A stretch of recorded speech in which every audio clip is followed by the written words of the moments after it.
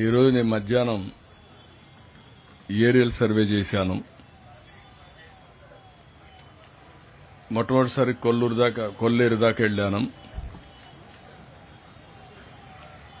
ఆ తర్వాత బుడమేరుకు వచ్చాను. బుడమేరు చూసిన తర్వాత నేను నేరుగా కృష్ణా నది మొత్తం సముద్రం నుంచి ఇక్కడ వరకు మొత్తం చూశాను. బుడమేరులో ఇంకా పని ముమ్మరంగా జరుగుతూ ఉంది. నేను ఇన్స్పెక్ట్ చేసినటువంటి బుడమేరు వంతెన, అదే మరి మధురానగర్ ఎక్కడైతే అబ్స్ట్రక్షన్స్ ఉన్నాయో అవన్నీ కూడా తీసేయమని చెప్పి చాలా స్పష్టంగా ఆదేశాలు ఇచ్చాను. మళ్ళా ఒకసారి సూపర్వైజ్ చేశాను.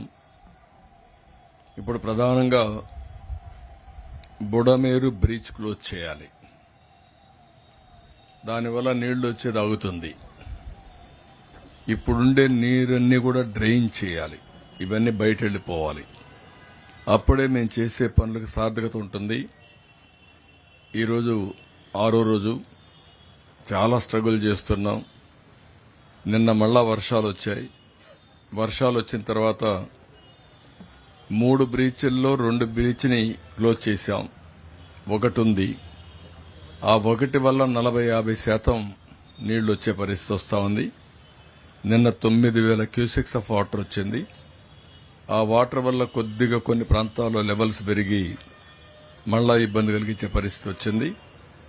ఇప్పుడు తగ్గింది. దగ్గర 3,000-3,500 వస్తూ ఉంది. అయితే రాత్రికి గాని తెల్లవారి లోపల ఆ బ్రీచ్ని ఆ గండు పడిన దాన్ని క్లోజ్ చేయబోతున్నాం. వెరీ డిఫికల్ట్ గా ఉంది. అయినా కూడా సర్వశక్తులు ఒడుతున్నాం. ఆన్ వర్కింగే దాన్ని ఎట్లా క్లోజ్ చేయాలనో ఈ బోల్డర్స్ తేవడం, అక్కడ ఒక మంత్రి దీపని కూర్చోవడం, ఈవెన్ మిలిటరీ కూడా, ఆర్మీ కూడా వచ్చారు.